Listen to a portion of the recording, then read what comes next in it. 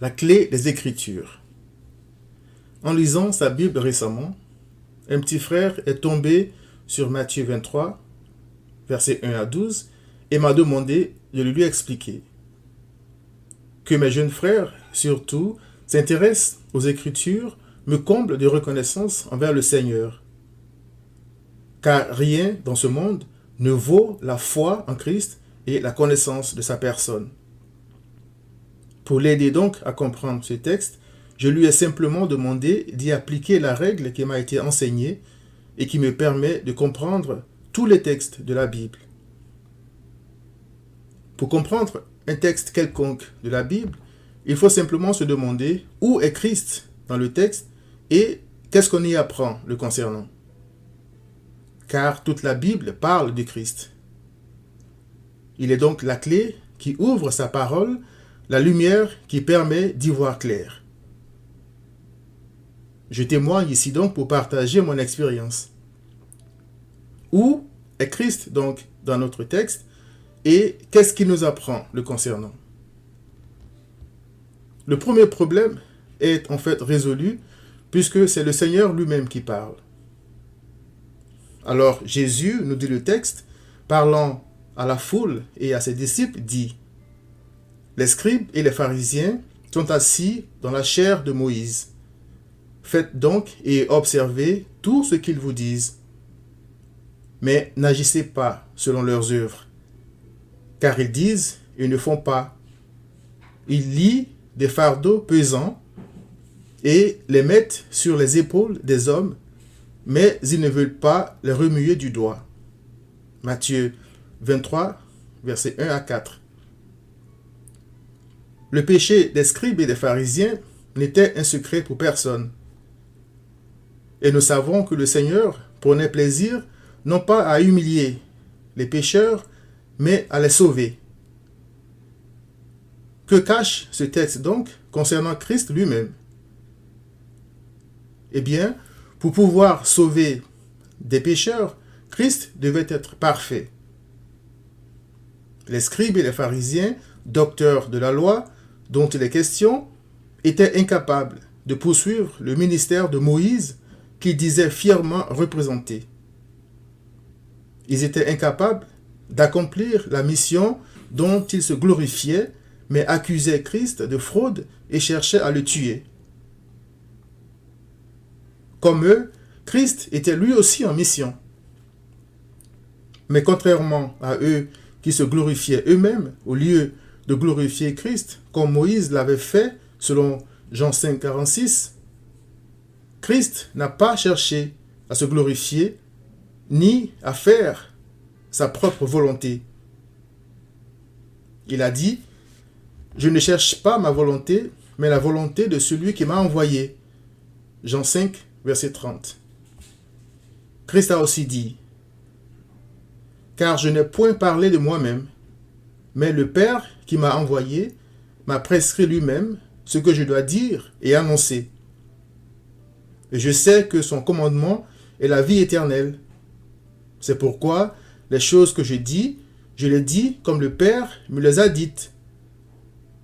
Jean 12, 49. Christ est venu faire ce que les scribes et les pharisiens étaient, comme nous tous, incapables de faire, c'est-à-dire obéir parfaitement à la loi. Christ a dit: ne croyez pas que je sois venu pour abolir la loi ou les prophètes.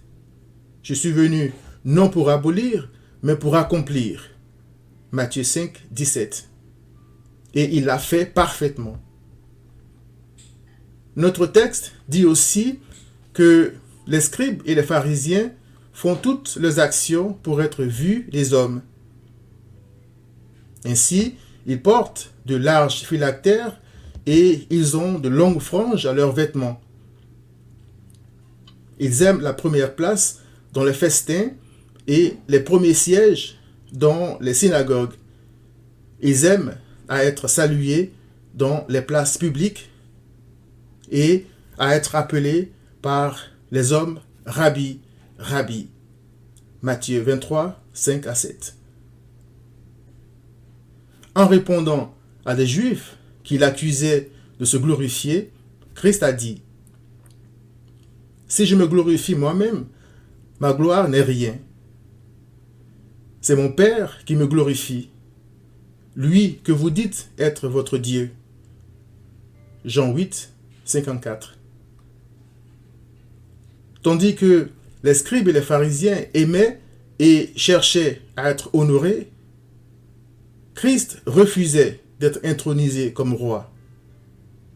Il est écrit: Jésus, sachant qu'ils allaient venir l'enlever pour le faire roi, se retira de nouveau sur la montagne, lui seul.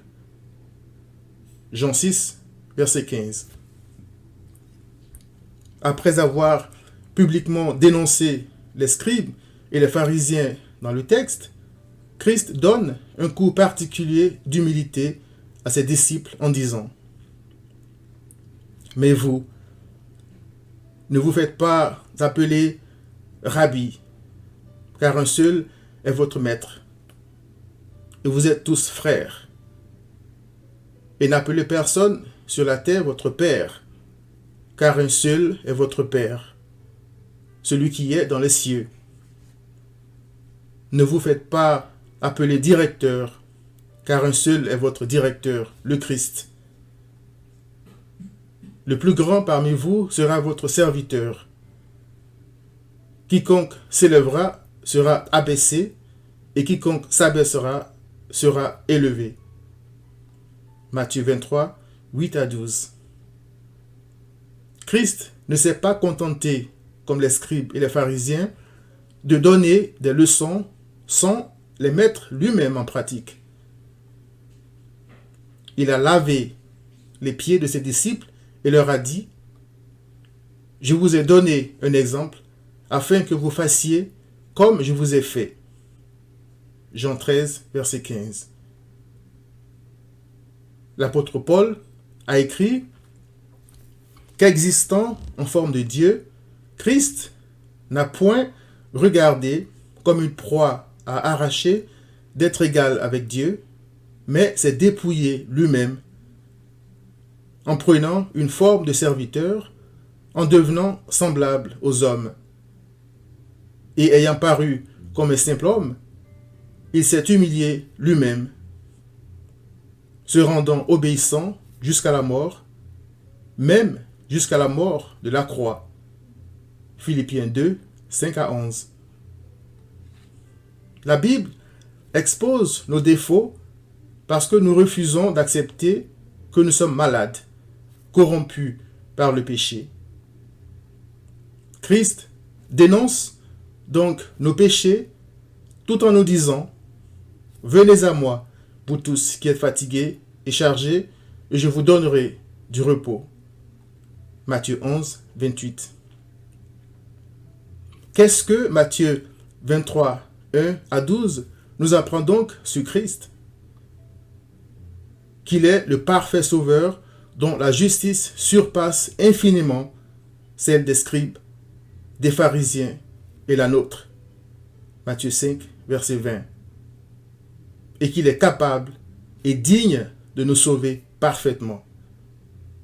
Viens à Christ.